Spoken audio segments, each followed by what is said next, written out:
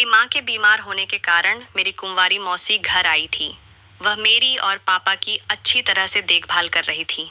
मेरी मौसी बेहद खूबसूरत थी। रात होते ही मौसी पापा के कमरे में चली जाती और वहां से कभी कभी अलग अलग आवाजें आती हैं। एक दिन जब पापा ऑफिस गए थे, तब मौसी मेरे कमरे में आई। उनकी सुंदरता ने मुझे पहले ही पागल कर दिया था। मौसी बोली, आज तेरा पापा घर पर नहीं है, चल तुझे भी कुछ अनुभव देती हूँ। ऐसा बोलकर मौसी मुझे अपने बेडरूम में ले गई और फिर अपने दोनों। हेलो दोस्तों, स्वागत है आप सभी का हमारी एक और रोमांचक कहानी में। उम्मीद करती हूँ आपको यह कहानी बेहद पसंद आएगी। मेरा नाम सोहन है और मेरी उम्र 20 साल है। मेरी माँ पहले से बीमार थी और तब से लगभग 20 दिन हो गए थे जब माँ का अस्पताल में इलाज चल रहा था। मौसी का इस तरह हमारे घर आना सच में एक मदद थी। वह मेरी माँ की छोटी उम्र की करीबी दोस्त थी। वह मम्मी से ज़्यादा खूबसूरत थी। मौसी ने हमारे घर में रहकर हमारी अच्छी तरह से देखभाल की और मम्मी का ध्यान भी रखा। एक रात जब हमारा डिनर हो चुका था, तब पापा ने मुझसे कहा मैं अपने कमरे में जाऊं। मैं उनकी बात नहीं मानी क्योंकि मैं उनके मोबाइल को देखना चाहता था। जब मैं हाल में बैठा उनका फ़ोन देख रहा था, तभी मैंने देखा कि पापा मौसी को अपने कमरे से बाहर लाते हुए आ रहे थे। मौसी बहुत खूबसूरत लग रही थी, जैसे उसने अभी अभी स्नान किया हो। इसके बाद अलग कुछ दिनों में मैंने देखा कि पापा ने मौसी को अपने कमरे में ले जाना शुरू कर दिया। मैं कई बार मौसी को पापा के साथ जाते हुए देख चुका था। मेरे मन में उनके बीच के रिश्ते को लेकर कई सवाल उठने लगे थे। मेरी माँ बिस्तर पर बीमार पड़ी थी और मैं उसकी हालत देखकर चिंतित था। लेकिन मौसी और पापा के बीच जो हो रहा था, वह मेरी समझ से बाहर था। उस दिन जब मैं पापा के कमरे से अजीब आवाज़ सुनी, तो मैं अपने कमरे में ना जाकर हाल में बैठकर मौसी के बाहर आने का इंतज़ार करने लगा। मुझे पता था कि वह पापा के कमरे से बाहर आएंगी, इसीलिए मैं हाल में बैठा रहा। काफ़ी समय बाद मौसी पापा के कमरे से बाहर आई और मुझे बहुत थकी हुई लगी। उसकी साड़ी भी थोड़ी लटक रही थी और वह पूरा पसीने में तर थी। वह बिना किसी और देखे अपने कमरे में चली गई। मैंने सोचा कि मौसी पापा के कमरे में क्यों गई थी, इसलिए मैं उसके पीछे पीछे उसके कमरे में चला गया। जब मैं दरवाज़ा खोला तो मौसी को कपड़े संभालते हुए देखा। वह इतनी थकी हुई लग रही थी कि उसे ऐसा करने की ज़रूरत महसूस हुई। जैसे ही मौसी दरवाजे की तरफ मुड़ी, उसने मुझे दरवाजे पर खड़ा देखा और थोड़ा दंग रह गई। मुझे उसके चेहरे पर पसीना दिखाई दिया। मैंने मौसी से पूछा, तुम पापा के कमरे में क्यों थी? और वहाँ से जो अजीब आवाज़ आ रही थी वह क्या थी? तब मौसी कुछ बोलने ही वाली थी कि पीछे से मेरे पापा आए। उन्होंने मेरे कंधे पर हाथ रखा और कहा, सोहन, रात के 11 बज चुके हैं और तुम अभी तक सोए नहीं हो। तुम अपनी मौसी को बेवजह सवाल क्यों कर रहे हो? रात का खाना खाने के बाद मैं तुम्हें तुरंत अपने कमरे में जाने के लिए कहा था, फिर तुम हाल में क्यों बैठे हो? लेकिन पापा ने मौसी को कुछ नहीं कहा। मैं पापा पर गुस्सा होकर अपने कमरे में चला गया। उसके बाद रात भर मौसी और पापा एक ही कमरे में थे। ये मुझे नहीं पता था। दूसरे दिन सुबह नाश्ता करते समय मैं पापा से कुछ नहीं बोला, क्योंकि उन्होंने मुझे रात को मौसी के सामने बेवजह डांटा था। मेरी खूबसूरत और मॉडल जैसी मौसी के सामने पापा ने मुझ पर गुस्सा किया था। उस समय मौसी ने मुझे समझाते हुए मेरे पास आकर मेरे बालों में हाथ फिराया। पापा तब मौसी की तरफ देखने लगे और उनकी नज़र मौसी पर पड़ी।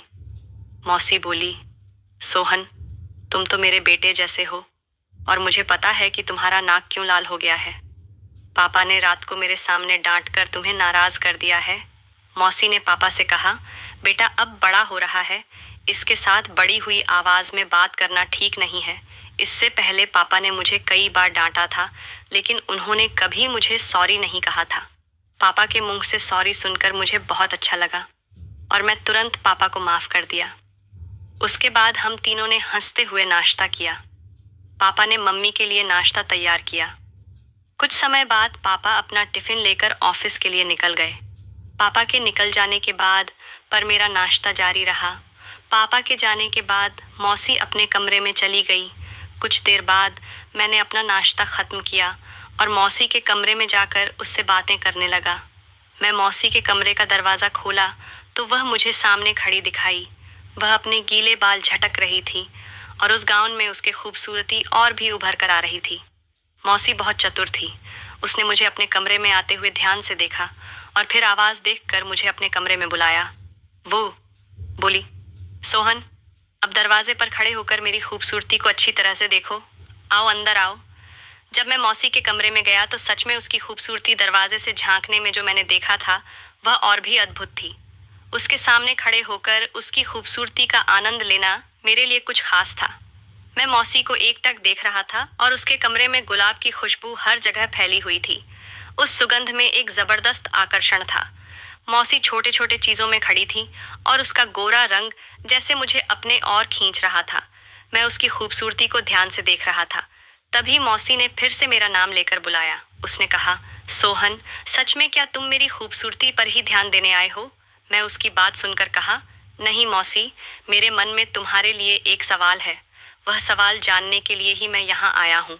तुम इतनी तरह तरह की बात करती हो, लेकिन मुझे समझ में नहीं आता कि इसका क्या मतलब होता है। मौसी बोली, सोहन, ऐसी भाषा में बात करना बंद कर दो। जो कहना है वह सीधे सीधे कहो। फिर मैंने उससे पूछा, आपने कैसे जाना कि मैं पापा से नाराज हूँ? यह जानने के लिए मैं तुमसे बात करना चाहता था। मौसी मेरे सामने आकर खड़े हो गई। उसने फिर से मेरे बालों में हाथ फेरते हुए कहा, सोहन, मैं तुम्हें तुम्हारे जन्म से जानती हूँ। तुम्हारा स्वभाव मुझे अच्छे से पता है। कभी कभी तुम छोटी छोटी बातों पर बहुत ज्यादा सोचते हैं और कभी बड़ी बातों को आसानी से नजरअंदाज कर देते हो। मौसी का जवाब सुनकर मैं शौक में चला गया, क्योंकि वह मुझे मुझसे बेहतर जानती थी। उसने मेरे स्वभाव के बारे में जो कहा है एकदम सही था। जब मेरे सवाल का जवाब मिल गया तो मैं मौसी के कमरे से बाहर जाने लगा। तभी मौसी ने मुझे रोका। उसने कहा, सोहन, क्या तुम मेरी थोड़े मदद करोगे? मुझे अपने दाहिने पैर पर एक पायल पहनना है और इसके लिए मुझे तुम्हारी मदद की ज़रूरत है। मैंने हंसते हुए कहा, बिल्कुल मौसी। उसने मुझे अपना पायल दिया। जैसे ही मैं मौसी के पैरों के पास बैठा, मेरी नज़र उसके पैरों पर चली गई। उस समय पायल उसके गोरे पैरों पर बहुत सुंदर लग रहा था। जब मैंने पायल पहनाते समय उसके पैरों पर अपना हाथ चलाया तो मेरे मन में एक अलग लहर दौड़ गई। मुझे उस समय समझ में नहीं आ रहा था कि क्या हो रहा है। मैं जल्दी से पायल पहनाया और फिर तुरंत कमरे से बाहर चला गया। कुछ समय बाद मुझे मौसी की आवाज़ सुनाई दी। वह मुझे रोज़ क्लास में छोड़ने आती थी और अब उसने मुझे फिर आवाज़ से बुलाया। मैंने अपनी बैग उठाई और बाहर आया। मौसी ने माँ की स्कूटी ली थी ताकि मुझे क्लास छोड़ने चल सके। वह उस दिन अच्छे कपड़े पहनकर घर से निकली थी। मैंने उससे पूछा, मौसी, क्या तुम बाहर कहीं जा रही हो? उसने कहा, तुम्हें क्लास छोड़ने के बाद मुझे आगे मार्केट जाना है। मुझे अपने लिए कुछ खरीदारी करनी है और तुम्हारी माँ के लिए भी कुछ कपड़े खरीदने हैं। बात करते करते हम स्कूल तक पहुँचे। मुझे छोड़ने के बाद वह आगे मार्केट जाने के लिए निकल गए। जब मेरा क्लास ख़त्म हुआ तो वहाँ से मुझे लेने नहीं आई, इसलिए मैं चलकर घर आया। जब मैं घर पहुँचा तो देखा कि पापा अभी ऑफिस से नहीं आए थे और वह अपने बिस्तर पर लेटी हुई थी। मुझे बहुत भूख लग रही थी, इसलिए मैं मौसी से पूछने गया कि क्या खाने के लिए कुछ है। जब मैं उसके कमरे में गया तो मैंने उसे अलग तरह के कपड़े बदलते देखा। उसके कमरे का दरवाज़ा हमेशा खुला रहता था। मैंने दरवाज़ा खोला तो देखा कि मौसी आईने के सामने खड़ी होकर खुद को निहार रही थी। उसने आज अपने खरीदारी के लिए काफ़ी अच्छे कपड़े खरीदे थे। उसके बिस्तर पर कई छोटे कपड़े पड़े थे और वह फिर से छोटे कपड़ों में खड़ी थी। तब मैंने कहा, मौसी, ये कपड़े तुमने खरीदे हैं? तब मौसी ने कहा है, इसमें से कौन सा ड्रेस मुझ पर अच्छा दिखता है? मौसी ने मेरा हाथ पकड़कर मुझे उसके बिस्तर पर बैठा दिया और खुद बाथरूम में जाकर कपड़े बदलने लगी। बाथरूम का दरवाज़ा थोड़ा खुला था, जिससे मैं अंदर का थोड़ा बहुत नज़ारा देख सकता था, लेकिन मुझे उसे देखना सही नहीं लगा, इसीलिए मैंने अपनी नज़रें घुमा ली। 4-5 बार मौसी ने मेरे सामने ड्रेस चेंज किए। उसके बाद जब वह आखिरी बार बाथरूम में गई, अचानक मुझे उसके चिल्लाने की आवाज़ आई। मौसी की आवाज़ सुनकर मैं तुरंत बाथरूम में गया। देखा कि उसके हाथ से एक्सीडेंटल शावर चालू हो गया था, जिससे वह पूरी तरह से भीग गई थी। पानी से डरकर मौसी ने मुझे गले लगा लिया। मौसी बहुत ही सुंदर और नरम थी और मुझे उसका स्पर्श बहुत अच्छा लगा। वह मुझसे कह रही थी कि शावर बंद कर दो, लेकिन उस समय मुझे उसकी बात पर ध्यान नहीं था। आखिरकार मौसी ने थोड़ी दूरी बनाकर शावर बंद की थी। वह मुझसे दूर हुई तो मैंने उसे नीचे से ऊपर तक एकटक देखना शुरू किया, क्योंकि उसने जो ड्रेस पहना था उसमें वह बहुत ही खूबसूरत लग रही थी। मैं जब बाथरूम से बाहर आया तो बाहर पापा की आवाज़ सुनाई दी। उस आवाज़ से तुरंत मैं मौसी के कमरे से बाहर निकलने का फैसला किया। मौसी ने जाते जाते मुझसे पूछा, अरे सोहन, मुझे जवाब देना मत भूलना कि मैंने जो ड्रेस पहना है उसमें कौन सा ड्रेस मुझ पर अच्छा लग रहा है। मैंने कहा, मुझे तुम अभी जो ड्रेस पहने हुए हैं उसमें तुम सबसे ज़्यादा सुंदर लग रही हो। और फिर मैं उसके कमरे से बाहर निकल गया। पापा के देखने से पहले मैं चुपचाप अपने कमरे में चला गया। उस दिन रात का खाना खाने के बाद मैं तुरंत अपने कमरे में चला गया, क्योंकि मुझे पापा से बात नहीं करनी थी। मैंने अपने कमरे में जाकर लेटा, लेकिन मुझे नींद नहीं आ रही थी। मुझे ऐसा लग रहा था कि हमारे घर में कुछ गलत हो रहा है। जब मैं अपने कमरे से बाहर आया तो मैंने देखा कि माँ के कमरे का दरवाज़ा थोड़ा खुला था, लेकिन पापा वहाँ कहीं दिखाई नहीं दिए। मेरी नज़र मौसी के कमरे पर पड़ी और वहाँ पर दरवाज़ा थोड़ा खुला था। मौसी अभी भी इस नाइट गाउन में खड़ी थी, जिसमें दोपहर में पूरी तरह से भीग गई थी। मुझे समझ में नहीं आ रहा था कि पापा इतनी रात को मौसी के कमरे में क्या कर रहे थे। पापा का हाथ मौसी के कंधे पर नजर आया। जैसे ही वह कमरे से बाहर निकलने लगी, मैं वहां से हटाने का फैसला किया। पापा जल्दी से बाहर निकल गए और अपने कमरे में चले गए। मैं फिर से मौसी के कमरे में गया। मौसी अपने बिस्तर पर चेहरा हाथ में लिए बैठी थी। उसकी खैरियत पूछने के लिए मैंने उसके कमरे में कदम रखा और जब मैं अंदर गया तो दरवाज़ा बंद कर दिया। मौसी ने मुझे देखकर कहा, सोहन, तुम अभी तक सोए नहीं। मैंने कहा, मुझे नींद नहीं आ रही थी, इसीलिए मैं तुमसे बातें करने आया हूँ। मौसी बोली, मुझे भी नींद नहीं आ रही है। बस ऐसा कहकर उसने मुझे अपने बगल में बैठा लिया। मैंने मौसी से पूछा, पापा यहाँ क्यों आए थे?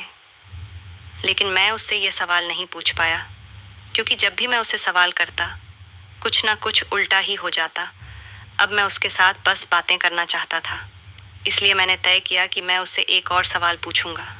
मैंने कहा, मौसी, मैं तुमसे एक सवाल पूछना चाहता हूँ। तुम इतनी सुंदर हो, फिर भी अब तक तुमने शादी क्यों नहीं की? वह मुस्कुराते हुए बोली, सोहन, देख ले, चार्जिंग पर लगाकर मेरा शादी न करने का कारण बहुत बड़ा है। शायद तुम इसे समझ नहीं पाओगे। अरे, मुझे मंगल है और मंगल वाली लड़की को मंगल वाले लड़के से ही शादी करनी चाहिए। आज तक मुझे मेरे जैसा मंगल वाला लड़का नहीं मिला, इसलिए मैं अभी तक कुंवारी हूँ। मैंने कहा, मौसी, तुम मेरी माँ की इतनी करीबी हो, तुम्हें कभी ना कभी ऐसा तो लगा होगा कि तुम्हारा भी एक परिवार होना चाहिए। उसने कहा, अरे, तुम्हारी माँ का परिवार तो मेरा ही परिवार है। और अचानक उसका चेहरा भारी हो गया। मैंने कहा, मुझे ऐसा लगता है कि तुम कुछ छुपा रही हो। उसने कहा, मैं तुम्हारे परिवार को अपना परिवार मानकर खुद को समझ लेती हूँ, लेकिन मुझे कभी कभी पति की भी ज़रूरत महसूस होती है। पर तुम्हें यह चीज़ समझ में नहीं आएंगी, क्योंकि तुम अभी छोटे हो। मैंने कहा, मौसी, मैं बिल्कुल छोटा नहीं हूँ, मैं तो अब बड़ा हो रहा हूँ। तुमने ही पापा को बताया था कि इस घर में तुम ही एकमात्र हो जिनके पास मेरे लिए दिल की बात कहने का समय है, क्योंकि पापा के पास तो मुझे समझाने का समय नहीं है। वह बोली, अब तुम जिद कर रहे हो, मैं तुम्हें बताती हूँ कि तुम्हारे पापा मुझे छोटा समझते हैं। फिर उसने कहा, मुझे कभी कभी ऐसा लगता है कि मेरे जीवन में कोई ऐसा पुरुष होना चाहिए जो मेरी परवाह करे और मुझ पर प्यार लुटाए। जब वह बातें कर रही थी, उसने मेरा हाथ पकड़ रखा था। मुझे लगता था कि मौसी हमेशा ऐसी टिप-टॉप रहती हैं, इसीलिए मेरे पापा उनके पीछे पीछे रहते हैं। मौसी फिर बोली, सोहन, तुम अब बड़े हो गए हो, सब कुछ कर सकते हो। मैं मौसी से कहा, मौसी, तुम्हें मुझसे क्या चाहिए जो तुम मेरी बढ़ती उम्र की बात कर रही हो? उसने कहा, तुम्हें यह नहीं समझ में आएगा, मुझे सब कुछ तुम्हें समझाकर बताना होगा। फिर वह उठकर अपने कमरे से बाहर चली गई। कुछ मिनट बाद वह वापस आई और उसके हाथ में दूध का एक गिलास था। उसने मेरा हाथ आगे बढ़ाकर वह गिलास पीछे दिया और एक गोली भी थी। मौसी ने कहा, तुम सच में बड़े हो गए हो, ये गोली लेते ही तुम्हें खुद का बड़ा होना महसूस होगा। फिर उसने मुझे गले लगा लिया।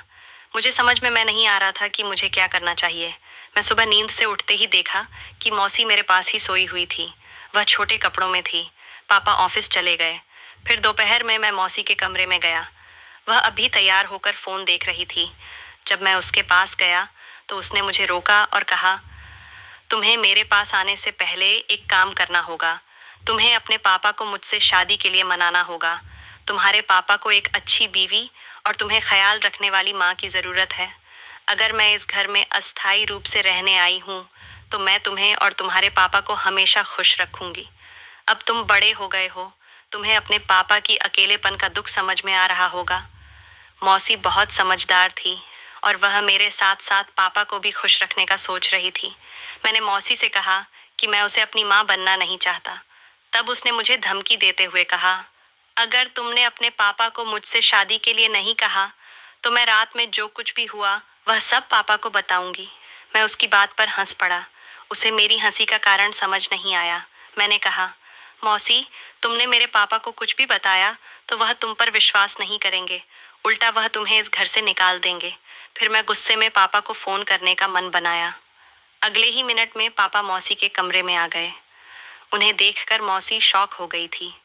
उन्होंने पापा को बताना शुरू किया कि मैं उनके साथ कुछ गलत किया है, लेकिन पापा ने मौसी की बात पर विश्वास नहीं किया। पापा बोले, सोहन को सब कुछ पता है कि तुम यहाँ क्यों और किस लिए आई थी। तुम अपने स्वार्थ के लिए सोहन का भी इस्तेमाल कर रही हो। मैं बार बार पापा और मौसी को एक साथ कमरे में जाते हुए देख रहा था। मैंने पापा से पूछा कि वह मौसी के साथ कमरे में क्या करते हैं। तब पापा ने बताया भी मौसी को रात में उनकी माँ के लिए ड्रेसिंग करने के लिए बुलाते थे। वह जो चिल्लाने की आवाज़ थी वह माँ की थी, क्योंकि उन्हें दर्द हो रहा था। मौसी को पापा पर एक तरफा प्यार था और इसीलिए उसने आज तक शादी नहीं की। मौसी माँ की अच्छी दोस्त थी और ताकि उनकी दोस्ती ना टूटे, पापा ने मौसी का सच माँ से छुपा रखा था। मौसी कभी भी सो नहीं किया कि उसकी दोस्त की बीमारी का फ़ायदा उठाना सही होगा। उसने माँ की ज़िंदगी ख़त्म होने का सोचकर पापा से शादी का एक साजिश खेल रचा रखा था। जब पापा ने शादी से मना कर दिया तो मौसी मुझे फंसाने की कोशिश कर रही थी। मुझे डर लग रहा था कि रात का मेरे साथ मौसी ने कुछ गलत किया, इसलिए मैंने पापा को फ़ोन करके सारी बातें बताई। जब मैं उन्हें बताया था, पापा ने मुझे कहा, मौसी ने तुम्हारे साथ कुछ नहीं किया होगा क्योंकि उसका प्यार मुझ पर है। उसने वह नींद की गोली मुझे फंसाने के लिए लाई थी, लेकिन मैंने उसे नहीं लिया, इसीलिए उसने वह गोली तुम्हारे ऊपर इस्तेमाल की। पापा ने बड़ी समझदारी से आज अपने परिवार को बचा लिया था। मौसी अपने दोस्त की बीमारी को लेकर पापा पर प्यार करने लगी, लेकिन पापा ने माँ के बुरे समय में भी उसका साथ नहीं छोड़ा। वह अपनी पत्नी के साथ खड़े रहे। माँ की दोस्त नहीं, दोस्ती में विश्वासघात किया था। दोस्ती ऐसी होनी चाहिए जो बुरे समय में साथ दे, ना कि बुरे समय में सिर्फ अपना फ़ायदा देखने वाली। तो दोस्तों, यह थी आज की कहानी। आपकी क्या राय है इस कहानी पर हमें कमेंट में ज़रूर बताएं। वीडियो अच्छी लगे तो लाइक करें, शेयर करें, सब्सक्राइब करें। धन्यवाद।